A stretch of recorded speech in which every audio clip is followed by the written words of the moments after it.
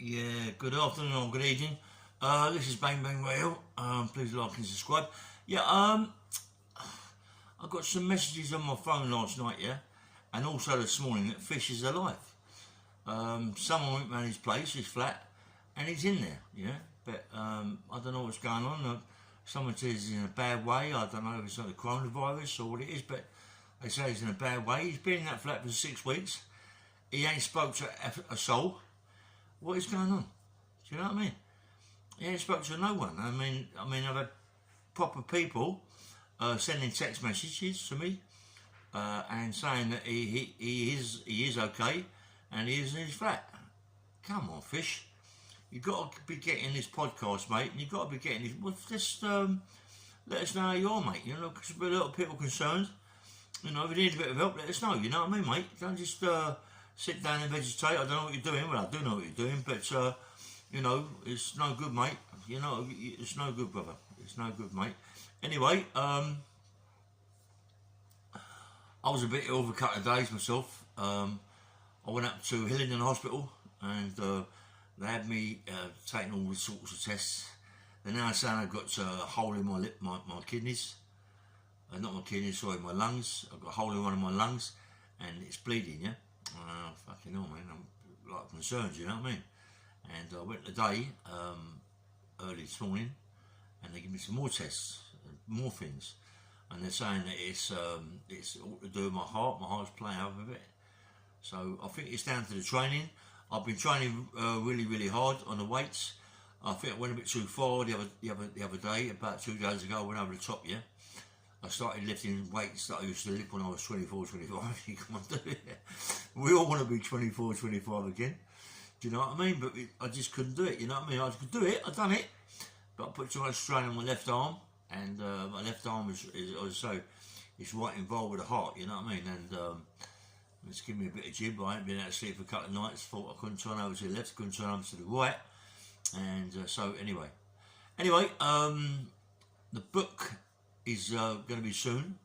I'm in a lot of pain at the minute. I don't know about doing the book at the moment. I'm in a lot of pain, but I'm going to do it maybe Monday, maybe Tuesday.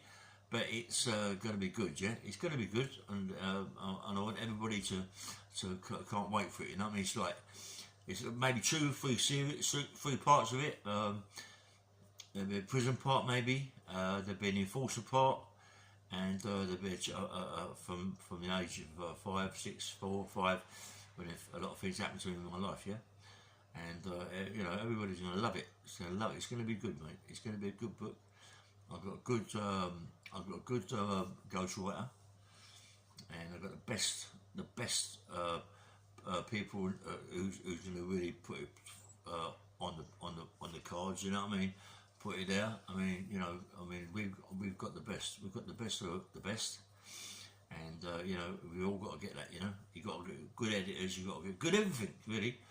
You know, and publishers. I mean, come on, I've got a good publisher. Sean Atworth is a good publisher, and he's going to get involved in it. I mean, Sean's one of the best, as a lot of people know. He's done lots of books about gangsterism, so he can't. I shouldn't think he'll find it quite easy to publish it. And I don't know about the edit. The editor's got a lot of editing go, a lot of photos got to go in there, and all that, you know. And you know, funny thing today, you know, we was going down to the hospital, and so, fucking, do you know what? I'm not joking, yeah. Some of these people are fools, you know that. It's like crazy now. It's like it's getting out of control. Like, it's crazy. People can't fight or nothing like that. They make themselves all gang or wearing these, putting these hoodies on and all this, that, and the other to make big time Charlie potatoes. Putting a cap underneath it, the hoodie's going over the top, and they're fighting people. They think. And anyway, something happened today. The guy threw a bottle at a car, you know, and it smashed one of the lights, and jumped out the motor, you know what I mean? And the guy was always shouting him out about what he's going to do, what he ain't going to do. Yeah, all that, bang. He's a little clump, only give me a little clump. And knocked his spark out, knocked his spark on a hill, you know what I mean?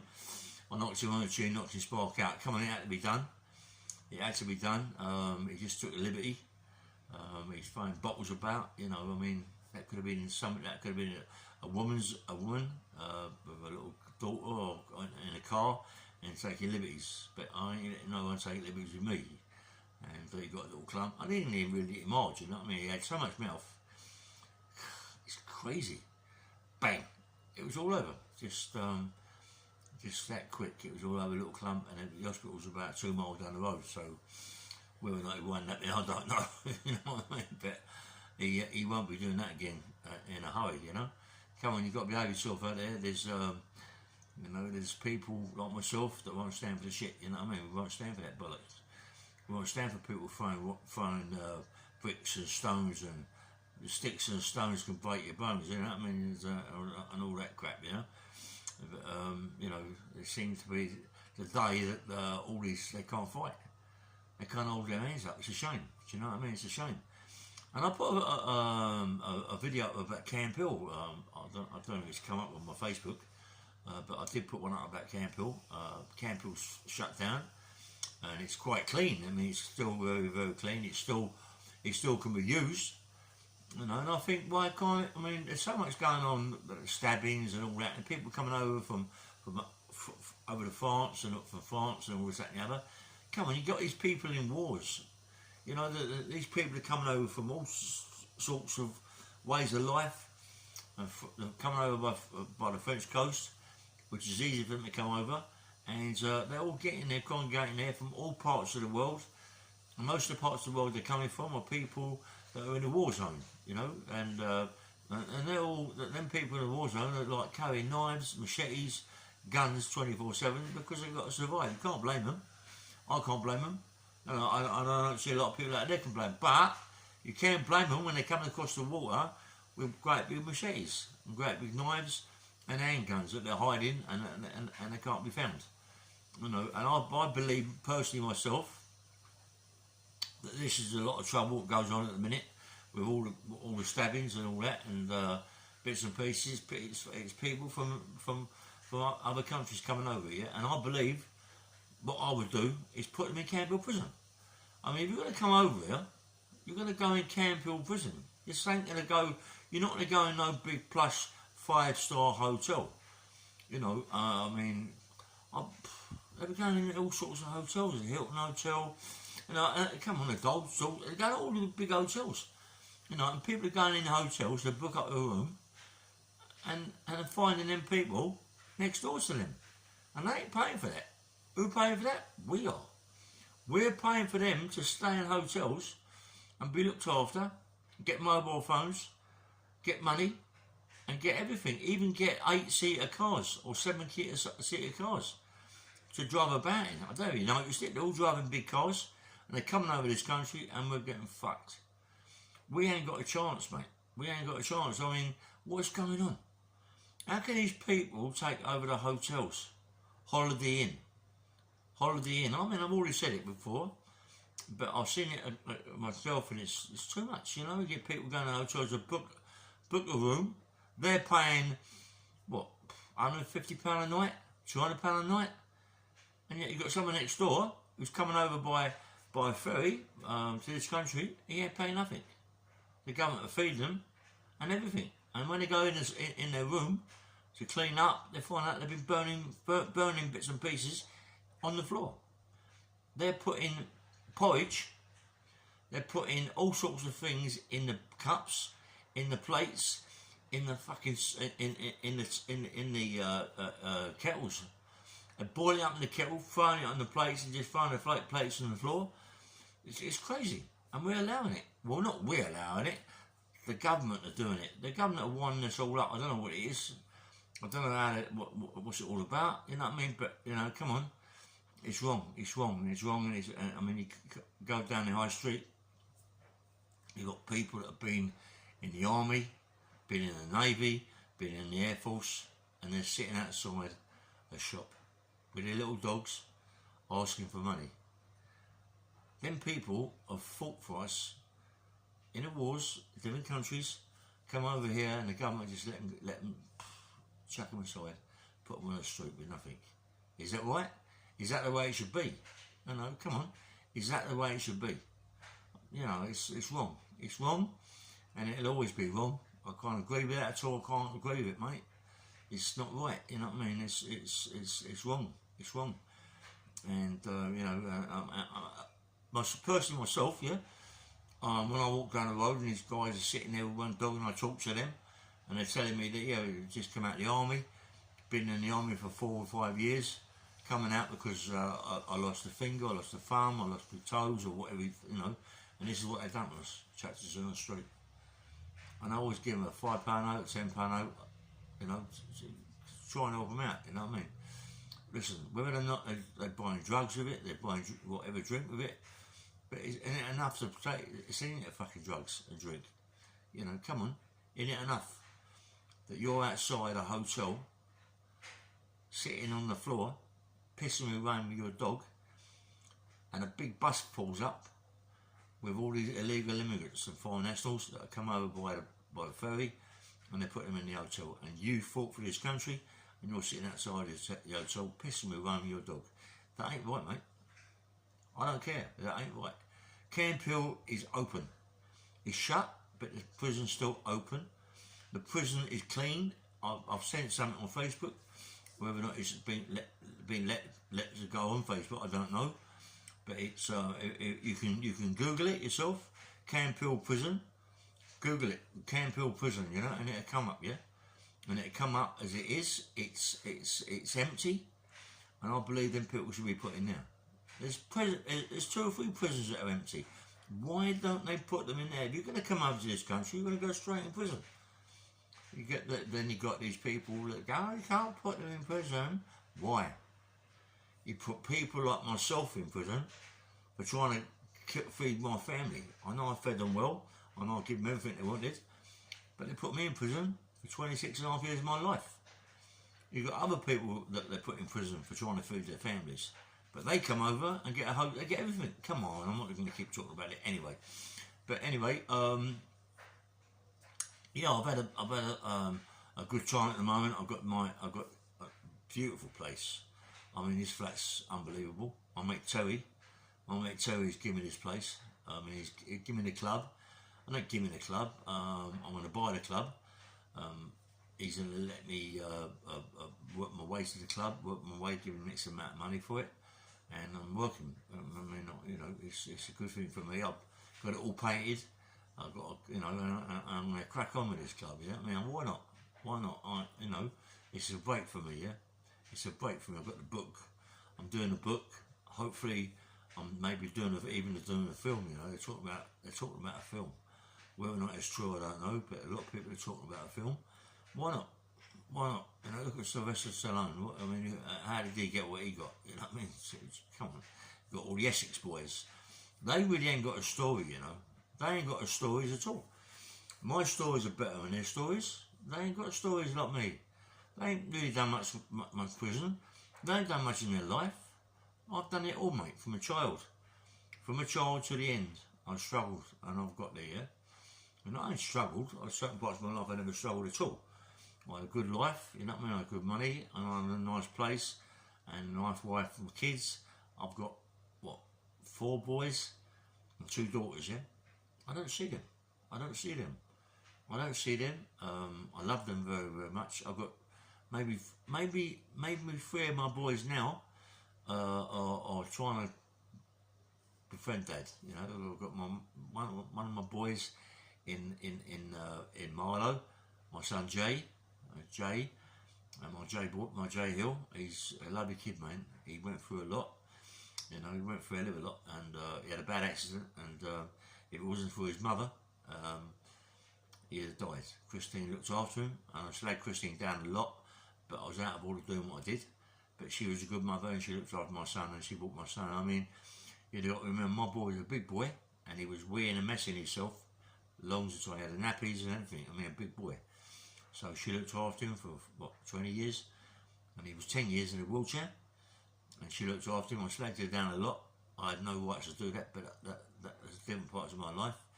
I've changed now. I'm not the same person. I mean, she loved my son, and she looked after him. I mean, my son now, he looks after her. I mean, he's give her a big home. He's got a big house in Milo Hill that he bought my mum. He's bought it for himself, but he give it to his mum, and she's done it really nice. She's done it out.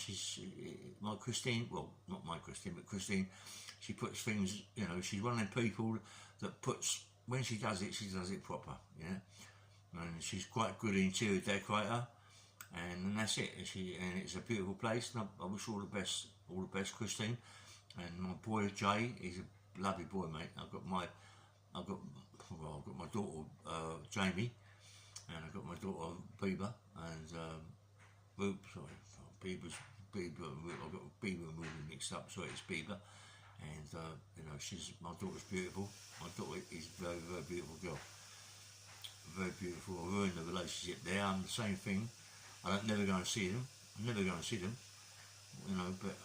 But I've got to get down and see them. I'm doing a book. I want all my kids in my book, As I say, I've got one Sonny. I've got Sonny. He's in Australia. He played for England, and now he's playing for Australia, and he hopes to play for New Zealand. He's 19.5 stone, 20 stone. He's massive. He's massive. He ain't fat. He's very powerful, like his dad was at that age. Yeah, he's very, very powerful. I love him to death, and. He even talks Australian now. He talks that little accent. I love it. You know what I mean? And he keeps saying to me, he's going to come over, Dad. I'm coming over to England, Dad, and I'm going to bash you up. That's what he keeps saying to me. He's going to bash me up. Why? I don't know, but he is. I do know because I was a bit of a bad man to his mum, and I wasn't very good, mate. I was a bad man, and I really deserve what I get. Danny was a good mother, mate. Danny was a good mum, absolutely stunning, stunning. I'm on about stunning. You wouldn't believe it if I could show a picture of my Danny and put it on. She's stunning, mate. She's like a model. I mean, she's beautiful, just absolutely stunning. Got my daughter Ruby Ray. I've not seen her. I've not seen her at all, really. I love phoning up. My son told me she's in America. They won't give me the phone number, they won't even tell her to phone me, which has upset me, you know what I mean, because I haven't seen her for such a long time, mate. Just to see her would break my heart, but just to talk to her would break my heart as well, Danny's just pushed me aside, which I can't blame her, because I've done some terrible things to her mum and her dad. I've said some terrible things about her mum and her dad, and they're untrue. And the things I said about Danny are untrue. Everything's untrue, but, I'd just like to say that I'm very, very sorry, Dan, for what I've done, and I'd love one day for you to just talk to me, and that's it, just be friends, as I want to see the kids, yeah. And I've got my other son, Ricky, his wife, his mum, Pauline Nolan, my son, Ricky. I've said some terrible things about Ricky too, which is wrong. He's my son. He's got my blood, mate, in him. He's got my blood in him. You can see he's my son. He's a fantastic DJ. He works hard. He's got a nice car. He's got a nice home, and he loves his dad. And he's for his dad, which is nice. You know what I mean? So I've got 3 boys there. I've got another boy that I don't even see at all. I don't even know I think his name Ricky. I think he's another Ricky. I don't see him at all. I've never seen him. I've seen him once in a scrapyard. I was talking to my pal, and I was shouting at my mate, as I do, shouting all of him, and my mate says, "Be quiet, I said, "What are you fucking talking about, be quiet?" He said, "Be quiet." He said, "See the kid over there, picking that bike up and throwing it on the big motorbike, throwing it on the back of that motor, that's your son." And I'm not being funny when I say it this way, but he's a bit of an handful. He can march on, and he said if he finds out who his dad is, he was gonna bash it up. I said, "Well, okay." And so I didn't want to upset him. I didn't want to hurt my boy. I don't want to hurt my sons. I don't want to bash my sons up, hurt my sons. I ain't a fool. My sons are not really going to tune in me. Just forget about it. I believe. So they can't fight your sons, but you can't let them take liberties with their dad. You know what I mean? And that's it. And that's my 4th boy. And and beautiful one day to go in a restaurant with all my sons and all my daughters, and just have a great time. Just have a great time. You know what I mean? 2 daughters, 4 sons, 6 kids, mate, and about 3 women. 2 I know of, 1 I don't really know of. You know what I mean? But that's life. So anyway, I've got lots to say, you know, I've got lots to do, I've got things to talk about on the enforcement work, enforcement and other things that's gone on in my life, more so than I've got loads of it, you know. This book's going to go on forever and ever that I'm in. I mean, every time I talk to people on podcasts, usually, it goes on about my life, it goes on for an hour, 2 hours or 3 hours, sometimes on my podcast, yeah? So you can imagine how big the book's going to do, because I've just gone through it quickly, yeah? And once I tell you the true stories of things and the way things have happened, it'll go on forever, you know, and they're going to be books, they're going to be proper books, yeah? They're going to be, hopefully, the bestsellers. I've got a good people behind me, I've got my mate Terry, I've got Sean behind me, I've got a nice ghostwriter, and that's it, you know, that's what more do I want, you know what I mean? And that's it, they look after me, my mate Terry always gives me good wages a week, there you go. That's right, any mate? I'm after a pay rise, Terry. Anyway, so anyway, my flat, I've got a beautiful, beautiful flat, you know that, honestly. I mean, I will take you around one day and show you, it's absolutely stunning. This is a bit of the bedroom. Bedroom's massive as well. This bedroom's massive. Anyway, it's Bang Bang Ray Hill. Please like and subscribe. Have a nice evening, and thank you very much for listening to me. Yeah?